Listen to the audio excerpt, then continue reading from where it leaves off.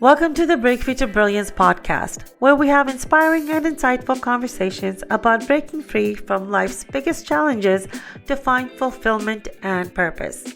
I am your host, Seema Giri, an international speaker, best-selling and award-winning author, book writing mentor, and publisher. I bring you real-life stories of healing and transformational journeys so that you know that you can create life on your own terms. Our heart-centered guests are the everyday heroes that you find in your backyard, from mothers to sisters to friends to entrepreneurs and authors. Join us to hear their positive and powerful stories so you too can learn to live with purpose and joy. Welcome to Breakthrough to Brilliance podcast. I'm so happy to be here with you for another amazing episode. Today we have a wonderful guest, Charlotte Allen. We're doing a series for our book, Break Free to Health and Vitality, which just became a #1 international bestseller. Before we get started, we're going to do our grounding meditation and get us to be present in the here and the now. So this is a great time to close your eyes. And if you're driving, please follow along, but don't close your eyes. Okay, so taking a deep breath in at your own pace. And as you exhale, just let go of anything that is not serving you at this moment. You may have had meetings before and you have things to do afterwards, after our time together. With your next breath in and exhale, just let go of all those things that are on your to-do list. I promise you they'll be waiting for you when you're done. Taking a big inhale in, and with your exhale, just get more comfortable in your seat. Make sure your back is straight but relaxed. With your next inhale, I would like you to bring your focus to your heart and think of a happy moment. It can be from any time period of your life, and relive that moment as if you're living it for the very first time right now. Think of the joy and the bliss that you had, the people that you were with, and how that made you feel. With your next inhale, just take that right in and embody that feeling. And with your next inhale in, I want you to bring your awareness to your crown chakra, which is on top of your head. And as you exhale, think of a second happy moment and relive this one as if you're reliving it for the very first time. Think of the joy, the bliss, and the peace you felt when you had this experience. And really feel it in your body, in your heart. And if a smile comes upon your face, let it naturally happen. And with your next inhale in, I would like you to open up your mind and your heart to the possibilities of what you will hear today. Maybe it's something that you need to hear, or maybe it's something that someone you know needs to hear. And I would also invite myself and Charlotte to open up our minds and hearts to what our audience needs to hear from us today. And with the next inhale and exhale, we'll be here in the present, right here, right now. And you may open your eyes with a great big smile. Charlotte, welcome to our show. We're so happy that you're here. Thank you, Seema. I'm really excited to be with you today. So when we did that grounding meditation, what came to your heart? I usually have an image when that happens, and my image was of this great big hug, not a crushing hug, but one of those like squishy, comforting hugs. Oh, that sounds amazing. Thank you for sharing that. So before we go any further, I would like to give a formal introduction of Charlotte. Charlotte is the author of Charlotte Allen is a consultant, speaker, and author. Rebel success means embracing your uniqueness out in the open, publicly, and learning how to embrace others' uniqueness. Charlotte teaches how to bring together all of the innovation, the diversity, and uniqueness of individuals while stimulating innovation and people centered, meaningful change. Charlotte has over 20 years of leadership experience, including 16 at Kraft. Charlotte has over 20 years of leadership experience, including 16 at Kraft Foods, working with the iconic brands. She holds a PhD from the Ohio State University and a certificate of management from at Northwestern.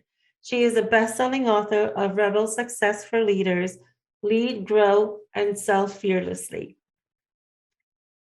Charlotte, that is an amazing background that you have.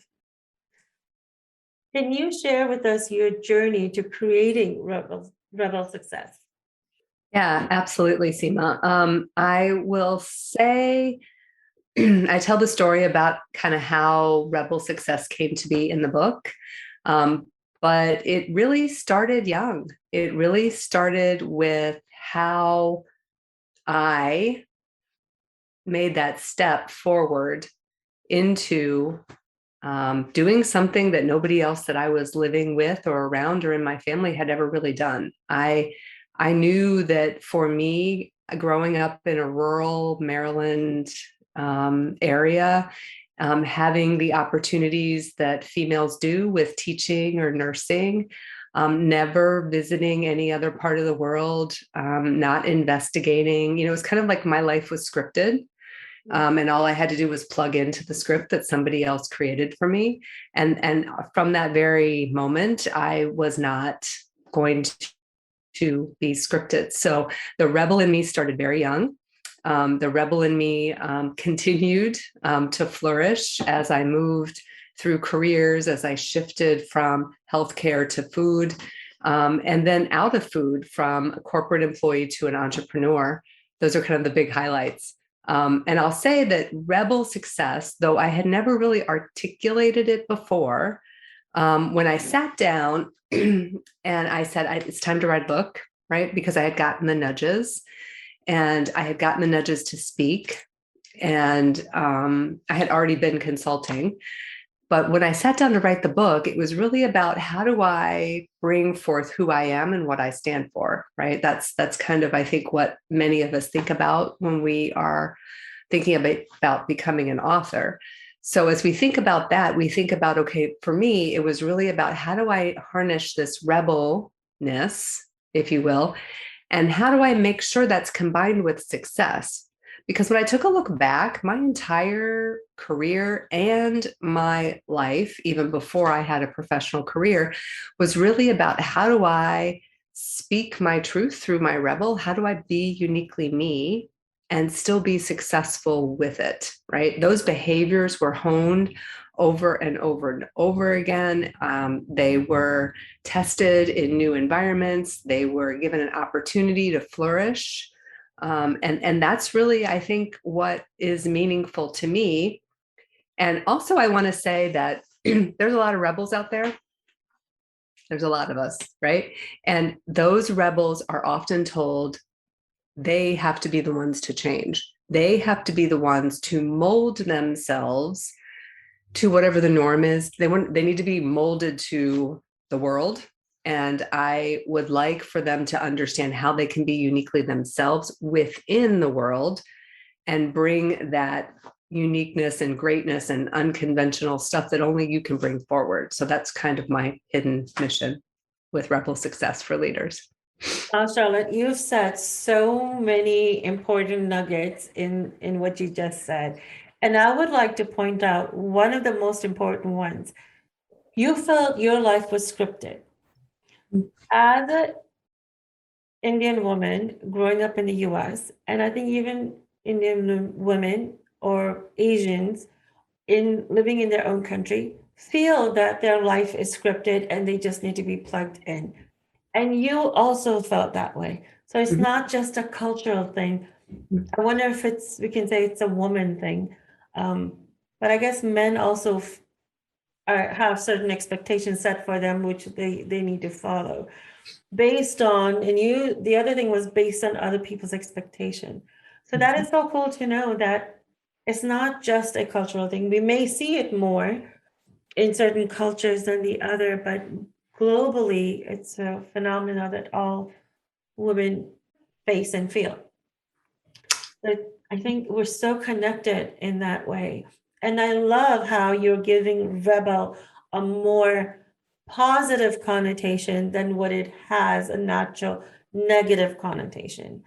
So I love that. And I think that is so important. And that is what I'm trying to do in my own way, saying, you need to be your authentic self. What you're really saying is you need to be your authentic self.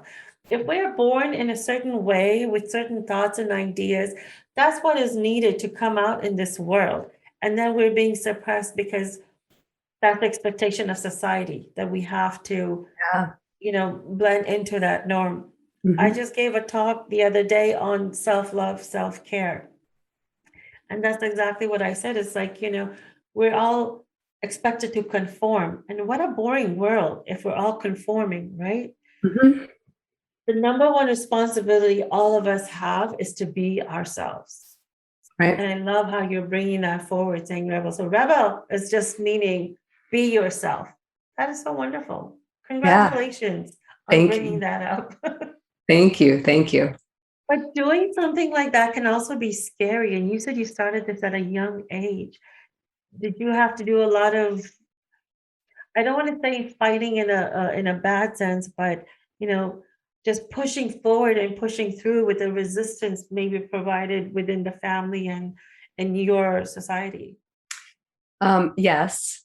Um, so I will say thank you for drawing that cultural connection. Even though I grew up here in the U.S., I'm obviously not Asian or any other cultural denomination.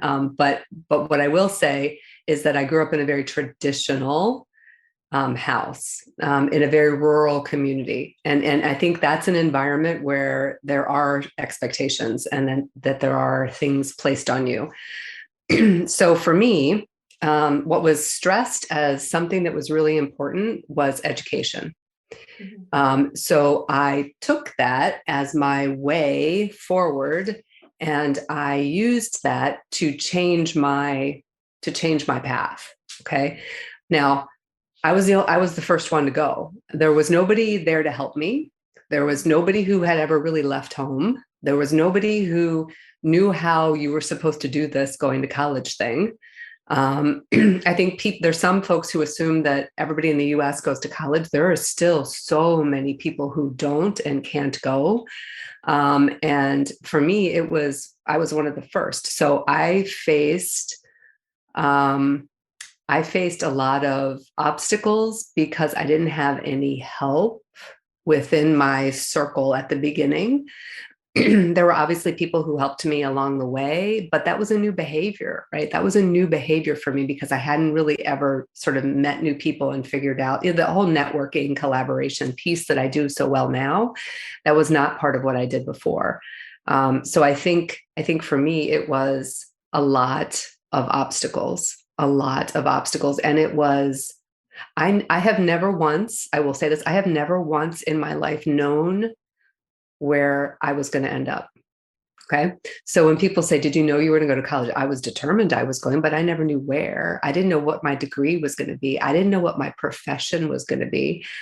I've changed so many different times. I couldn't have told you when I was young that I would have written a book and become a best-selling author.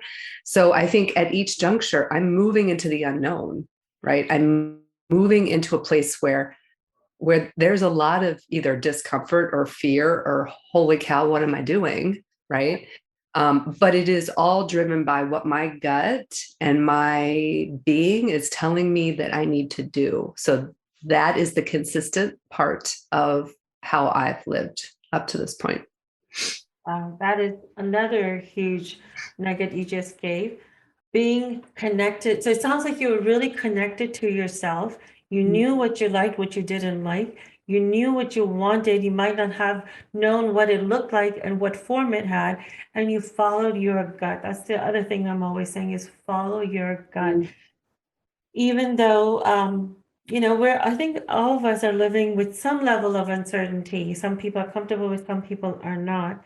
Mhm. And where you end up is questionable. Even those people who follow a path of knowing, right? That they're going to go to college, they're going to study this, they don't know what jobs you're going to get. They're Right. not going to know. I mean, after I finished college, we had a recession, so really um, didn't get a job right away in my area. And then Mhm. when I did, I found out it's not something that I really want to do, right? But I was told to take certain um, paths, so I did that, and ended up somewhere totally different. I believe that when you don't know your purpose somehow finds you one way or another. So it's Yes. so wonderful to have had that experience for you, where you knew what you wanted and you had that courage to follow your gut. That I don't know what that is like. I mean, I just recently, in the last, I think 7 or 8 years, have started listening to my gut, my own gut, and Mhm. following what I'm supposed to do. And it has led me to, working with wonderful, amazing authors like you and compiling anthologies and getting your stories out there. So I'm so glad I started paying attention. But Yeah. how do you, for someone who's not in the habit of doing that, I think still so many women are not in the habit of doing that today. What advice would you give them to get started on that? How do you recognize that?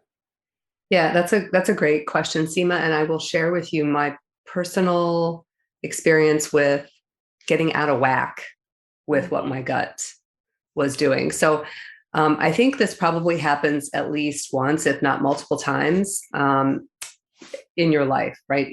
Even for folks who may perhaps have been very instinctual and kind of been very in touch, I think there's almost always a time when you, for whatever reason, get a little on a detour. So for me, I was working. I was obviously succeeding in my career. I was how shall I say? You get to this point where you're kind of a little comfortable, right? You get life's responsibilities, you get obligations. Maybe you have a family. There's stuff, whatever the stuff is for you, that kind of lulls you into this place where you're like, I don't know if I want to do that, or I don't know, I'll just stay. This is fine, And I was there. I was not growing, right? I was not listening to my intuition. I was not following my gut. And then other weird stuff I call it weird stuff. Weird stuff started happening, like I started, like my health deteriorated. I started, having a lot of stress. I started not being clear in my decisions. I started, there's like relationship stuff negatively that started happening. So for me, all of that, looking back at it, is kind of like, I really wasn't following my gut at that point in time. And then how did I switch that out? Right. So I think what I talk about now is if you are in a place in your life where you feel really comfortable, right? If you're feeling kind of like you're just hanging out, you don't really want to do anything, you don't really want to change. It's all just fine, right? So this is that sort of middle of the road life, right, that we're all living. And then there's this little nudge usually, or this comment that says, maybe you should do this, or maybe you should do that, and you always turn it down.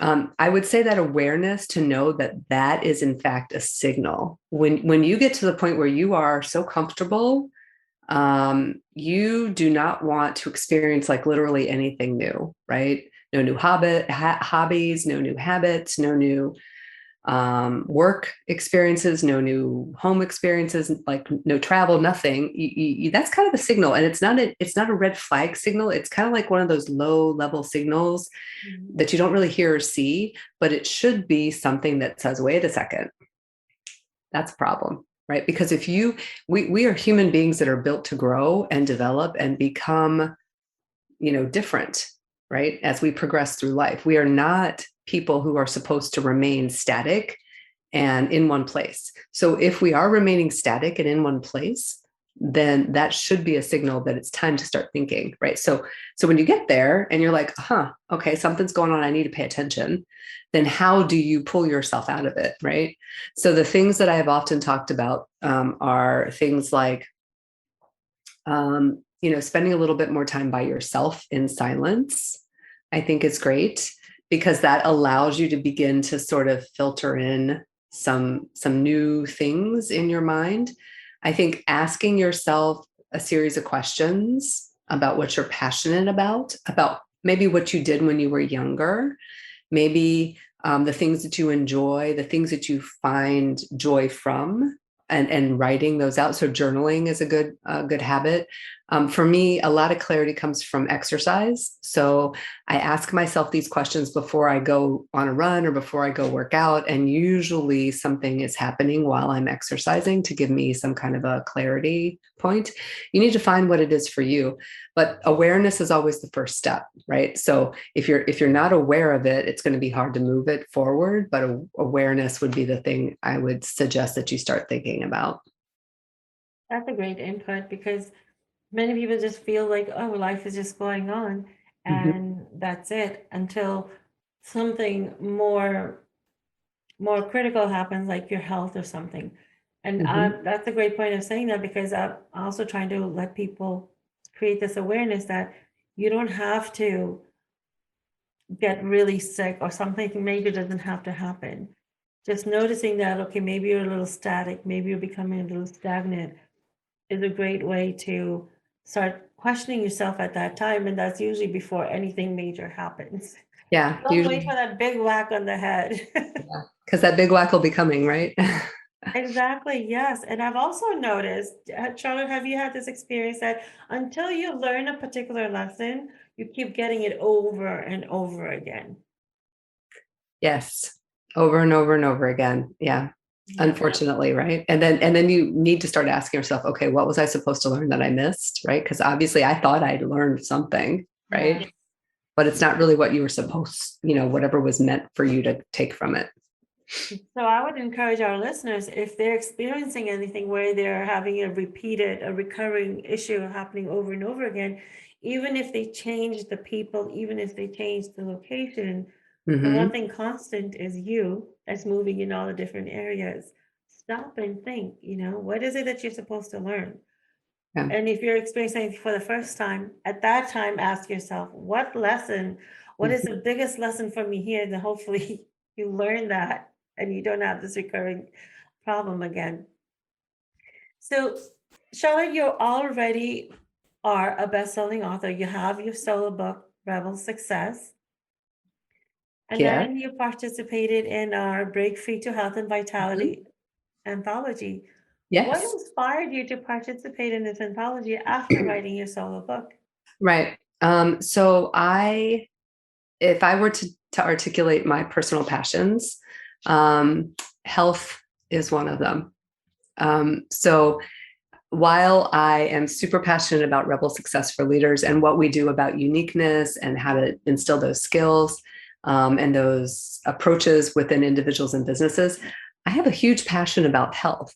And for me, the anthology Break Free to Health and Vitality was an opportunity for me to show how those go together and really help people understand that while they are becoming uniquely themselves, um, that can be exhausting. That can be something that takes a lot of your energy and your time. And I wanted to have an opportunity to talk about how you need to approach your health and vitality during that phase. Because honestly, if you are not paying attention to it, your message, your unique stuff is not going to break the light of day. And that's really sad. So you have to figure out how to approach this with some level of health, vitality, nurturing of yourself as you're on this journey. Otherwise, you'll just burn out. So that's what I was really passionate about the topic. And that makes so much sense because people are going to follow a more vibrant leader who looks good, feels good, and is able to walk their path, right? Versus someone who is not. So you won't be able to leave the mark in the world that you want to if you don't include your wellness and your health Absolutely. and vitality along with it.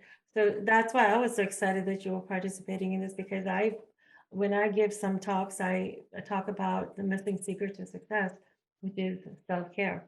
Mm-hmm. Self-care is not just about, having wine, champagne, and a bubble bath and manicures, right? It's about eating healthy. It's about exercise. It's about having a growth mindset.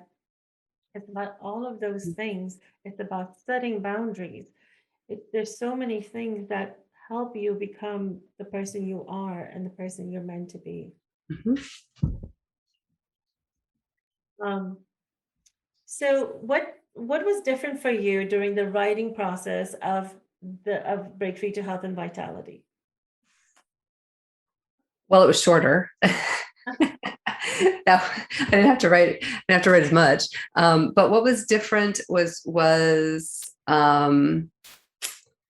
what was different was really the opportunity, I think, to talk about how this one thing.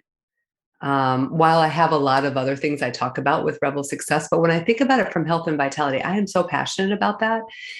Again, if people are not being rebels, it can be very tiring. It's also extremely exciting, right? So you tend to live in that excitement and you tend not to stop and want to take time for yourself or recover, right? You tend to just constantly want to live that higher level. And you won't burn out. So I think what was different for me was really about how to communicate that in kind of a really crisp fashion. And share that with the world. Other than that, I think for me, the process was very similar, similar to the book that I had already written. So share with us how you make sure that you are incorporating some of these practices that help you live your life with health and vitality. Yep. So the thing I talk about in my chapter is really about recovery. And quite honestly, it's something that I skipped, didn't do, ignored, wasn't aware of, fill in the blank, for a very long time. So I did not recognize that I needed it. I didn't understand how much my body needed it. So for me, it's really about kind of being aware of that. And, I'm kind of big, I kind of like data. So sometimes I'll use like trackers, we've got lots of wearables for these things. How good is your sleep? If you feel good, that doesn't necessarily mean your body is recovered, right? So for me, I need to get a little feedback as to like, where am I and what does that mean? And I think some of it is awareness. Some of it is, can I do everything I want to do? I always work out, right? So I've been a yoga practitioner forever. So I'm a hot yoga girl. That's once a week. I run because it helps me clear my head. I've just added this week, actually, some working out that will give me more muscular mass. I don't want to get necessarily beefy, but I also don't want to lose any muscle mass in the future. So for me, it's really about, okay, how do I stay strong? How do I make sure that I'm not losing that, which is something that we all need as we get older. I've always been extremely passionate about the food we put in our mouth. And having worked in the food industry, I'm passionate about, understanding what's in it. I'm passionate about making sure that we are incorporating things that are fresh as much as possible. We cook at home a lot, so I do that. We eat all kinds of foods, but in moderation, obviously. And I try to promote the fact that you need to be aware of how you feel. So versus a caloric intake or versus, a prescribed diet, I think and so often we're out of touch with this, but if we can figure out how to get more in touch with how we feel when we consume something, our body is brilliant. It will tell us it will give us every message we need to know as long as we're able to hear it. I think so much of what we do kind of clogs it all up. It's like your ears are clogged, your nose are clogged, your head's clogged, your eyes are like blind, and you cannot understand what your body is telling you. But if you can get to a point where you understand that, your body will tell you when you need to stop or when you need to eat a little bit of something or a lot of something else. So that's what I try and practice and advocate for. That's amazing. I mean, you it's so important as a leader to practice what we're sharing with people. And I so agree with you. I don't think we allow ourselves to feel as much. I don't think many people are even tasting the food that they're eating because Mm-hmm. we're basically gulping it down, eating fast, eating at desk, eating while before it was, while you're working. Now it's during Zoom meetings, not Mm-hmm. even adding in the bio breaks for the Zoom Yeah. meetings and stuff. So we're just mindlessly eating, not even tasting the food. And I strongly believe, like you, that you need to allow yourself to feel how it feels while you're eating, to use all of your senses while you're eating. So your body can really absorb all of that Mm-hmm. nutrient, all that beauty, all the thing that it has to offer you. When I started doing that, it's made a huge difference. So Yeah. I totally agree with you. And I encourage our listeners to, have a colorful plate, eat a rainbow, but also feel the texture, look at the beauty of it, and take in the smell. Yeah. Those are also important. The other day, my husband and I went for a walk and we could smell all these beautiful smells and aromas of people cooking in their homes. And I wondered, does it actually taste as good as it smells? Smells. Yeah. Isn't always a thing that if it smells good, it'll taste good? But I'm sure that is the case. So tell us, what is the name of your chapter and what you hope the reader gains from it, reading your chapter? So my chapter is about rebel success secrets to health and vitality. And what I hope they gain from that is, and what I hope, so first let me say there's a ton of really phenomenal authors that I've met along this journey with this anthology. And I think the work that you've done to pull all of this together allows any reader to pick any chapter and gain something from it. Okay, there's something for everyone in here. I think for me, the thing that I'm super passionate about is that I talked about in here is like making sure you're recovering, and I'm hopeful that you get at least a strategy, right? Because we all hope that you take home one thing, if not more, but one thing that will help you move forward to your journey to better health and vitality, wellness, right? I think that's all that we can ask for. And that's what I hope folks get from it. That's an important point. Take one thing and try to implement that one thing that resonates with you now from whichever author, and then keep coming back to it. This is Mhm. more like a resource kind of a Yeah. book.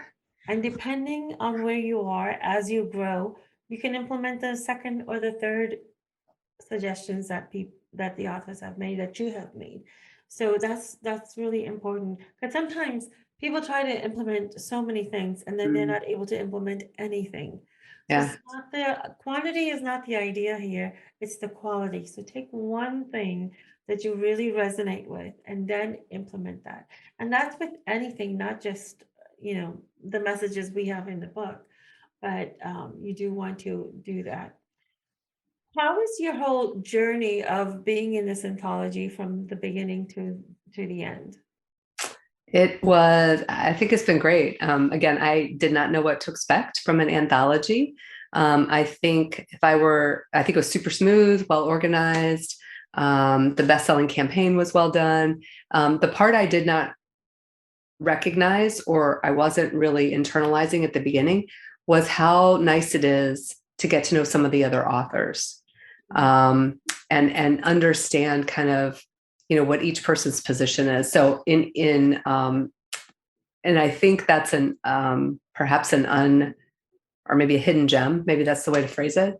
It is really understanding kind of like what we all do. So whether or not it's connecting on the work that you're doing for the chapter, or whether it's you connect with the person and you're like, wow, we should like do something outside, in business or in personal world because they just are such a cool person. So I think that's been kind of like the hidden surprise for me, which has been kind of fun. Oh, that's great. That's wonderful to hear. Yes, because everyone, although we're coming under the umbrella of Break Faith to Health and Vitality, there's so many different ways of doing that. And then every author has their journey and what they're trying to bring forward into the world, and there's so many opportunities to collaborate and Yeah. and network and bring things together. And I'm just so happy that you chose to be in this journey with me and with all the authors. And my mission is to create a better world, make this world a better place, not just for me, but the future generations as well. It's something that we need to give back to. And as we're creating this, we are becoming the people who we're meant to be. We emerge with our gifts, and when all of us do that collectively, we are making the world a better place. We're giving people options, and most importantly, showing them the possibilities, showing them what the possibilities are.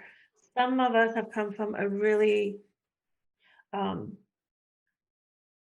a difficult situation, in a really extremely difficult situation, to what we're doing now.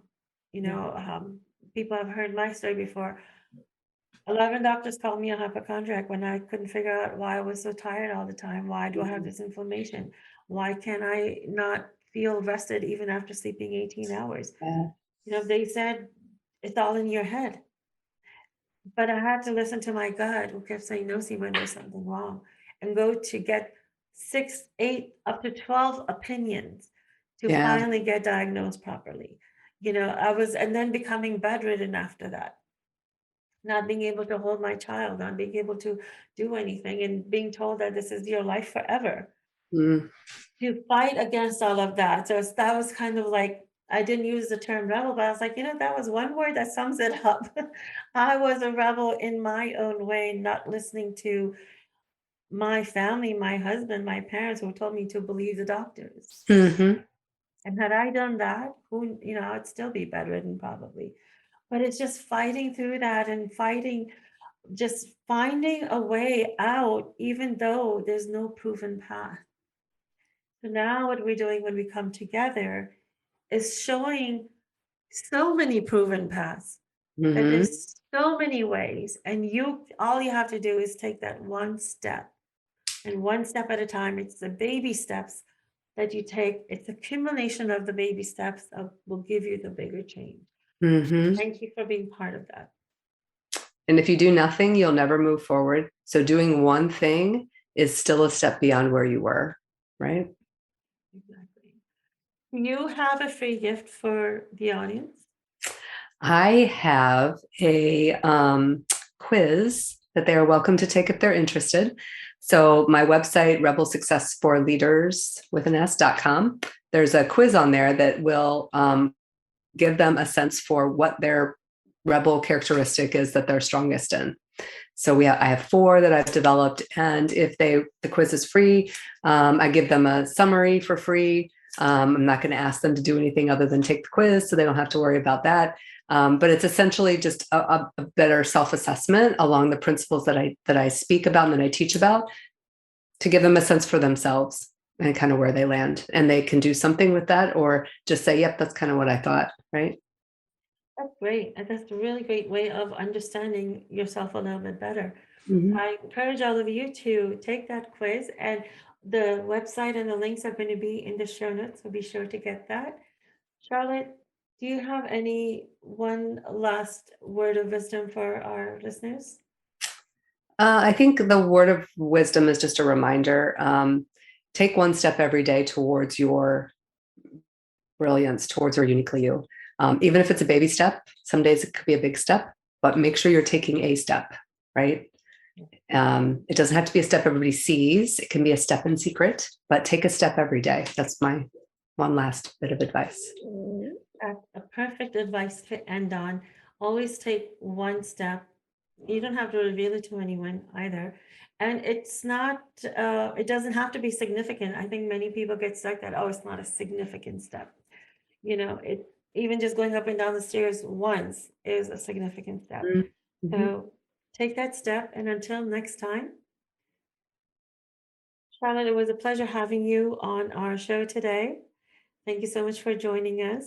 And until next time, this is Seema. There'll be a couple of edits there.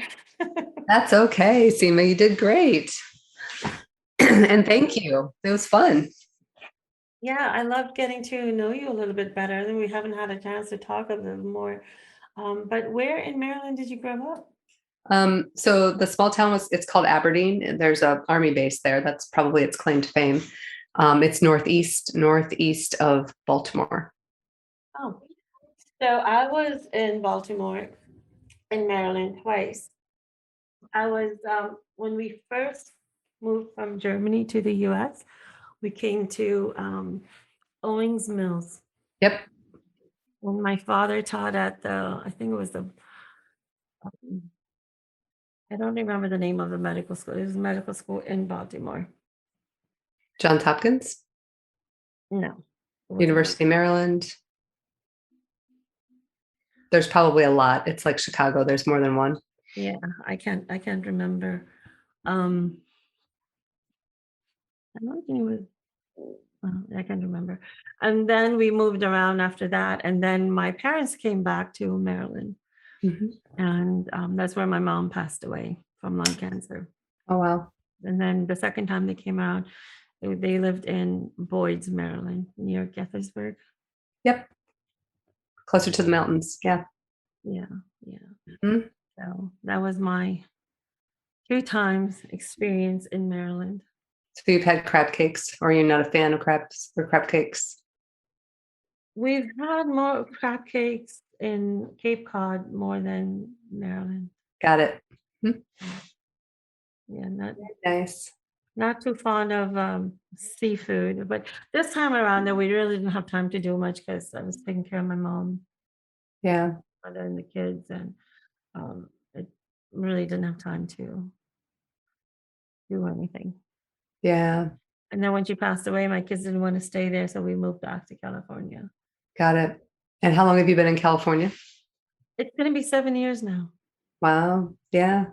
I've been here in the Midwest. Well, I've been in Chicago for a little over 20, but I've been away from home since like undergrad. So I just keep moving to new places. Nice.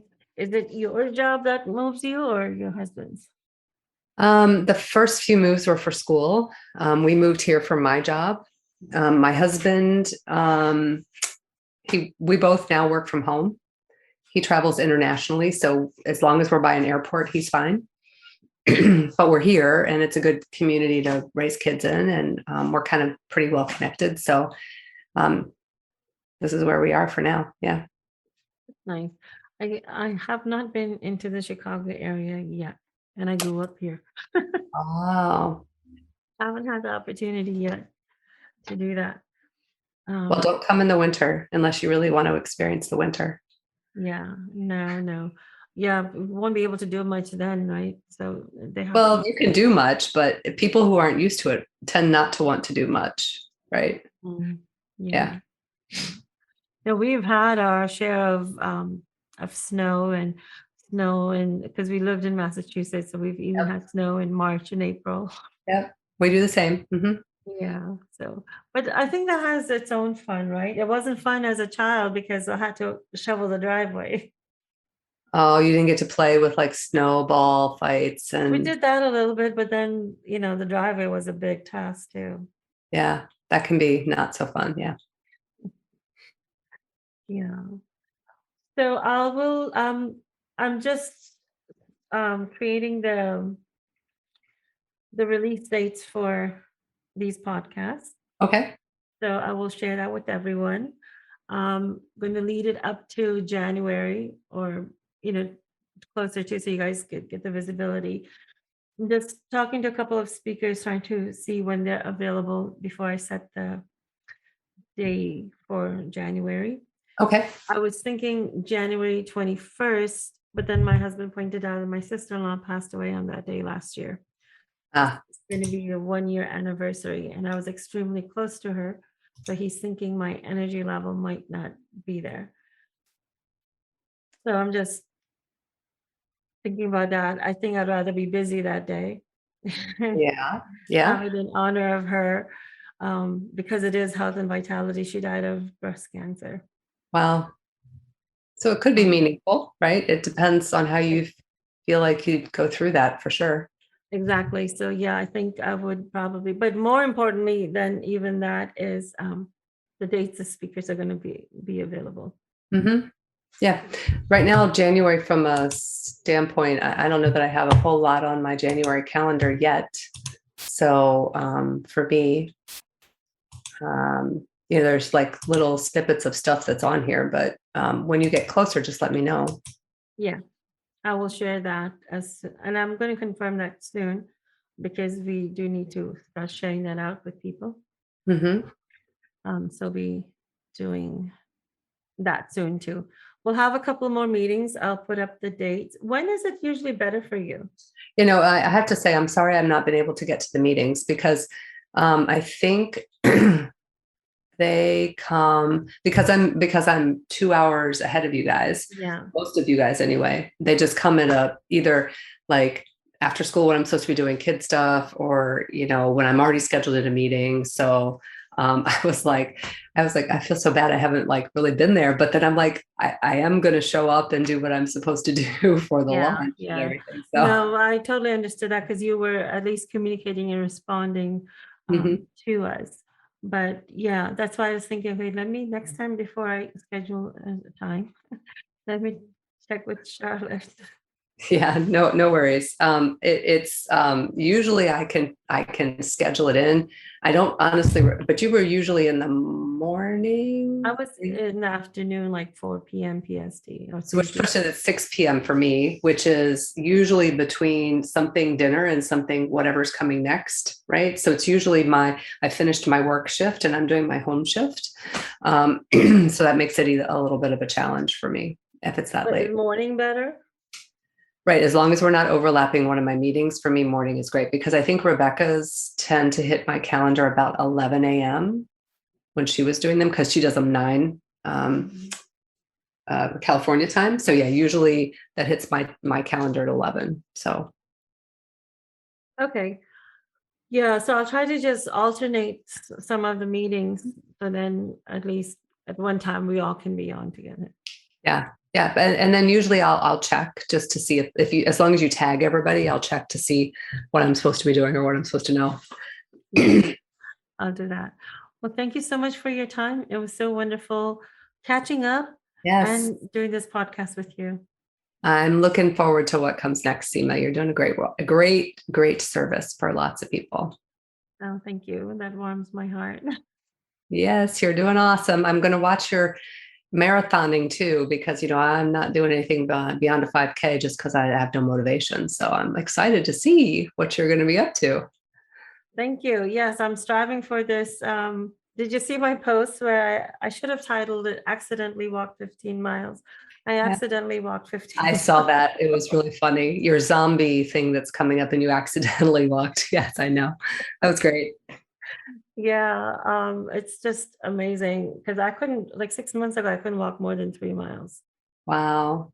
Something or other was just happening with my ankles or something, and I don't know, something clicked, and my body's just allowing me to. I think I just said I'm going to love you no matter what you are, how you are, because I was really trying to lose weight, and I stopped eating everything. I'm following autoimmune protocol, and I was doing this intermittent fasting. Been Yep. doing it for 6 months, and I only released 20 pounds. Wow. I thought I would have been at least 30, if not more, at least 30. And then I was like, you know what? I'm just going to enjoy life. Yeah, I guess if I've done everything possible, I've given up. The only spices I'm having is turmeric and salt. I've given everything up. And if I'm still like this, then you know what? I'm just going to enjoy the food I like. I'm going to try to do everything healthy, but I'm just going to start enjoying it and just love my body the way it is. And this is Yeah. how I'm supposed to be. I'm a healer. So that's what I'm, they say healers tend to be a little bit of this size. So In this lifetime, this is the body. So, Well, and you never know once you start, my husband was kind of intermittent. He would only eat dinner, right?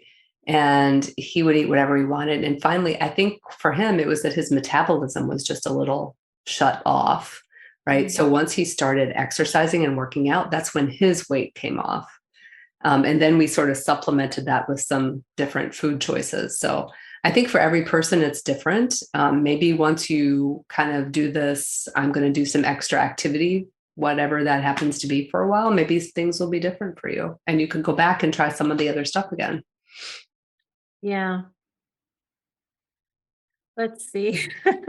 I can't think of anything else anymore because I'm doing the weights, I'm doing the walking, I'm doing um all kinds of positive things. I don't even think negative anymore.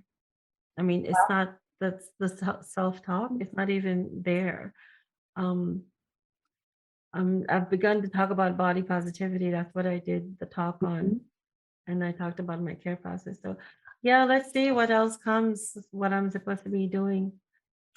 There's probably a lesson in this somehow, some beyond what I'm already understanding. So Yeah. Sometimes we can over try, I would say, try too hard. yeah. It's like that being versus doing thing. So Mhm. Yeah. yeah. Yeah. So I have a a rest point now, like the recovery you were talking about, and just going to enjoy because I'm doing all the things I possibly can. So there's Yeah. no guilt anymore Mhm. um, of that. So yeah, my goal is now to be able to be healthy enough where I'm able to take care of myself and have movement, not dependent on anyone else. That's the Yeah. worst thing. I've been in a position where I was dependent on someone else, and that's the worst thing. So as long as I'm not that anymore or Mhm. ever, and as I'm getting older, I don't want to be a burden on my kids. That's my goal now. That's And if awesome. I do that, that's gonna be great. Yeah. Just have my own maintain my dignity and my independence. That's the biggest thing. That's wonderful. It's a wonderful goal. Thank you. Yeah, I'm sure you'll get there. Yeah, yeah. So far, so good. So life is meant to be easy and enjoyable. And that's what I've just now, that's my focus. Wonderful. That's good. That's good. Great. Well, thank you so much, Charlotte. I look forward to talking to you more. Have a Absolutely, great Seema. You have a great weekend. you too. Bye bye. Bye. Thank you for tuning in to this week's episode of the Break Free to Brilliance podcast. I hope you enjoyed our time together. I know I did.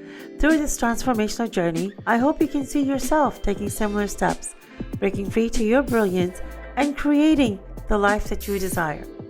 Be sure to subscribe to Break Free to Brilliance wherever you listen to podcasts. You can also follow along with us on social media using the links in the show notes below. We'll see you again for next week's episode.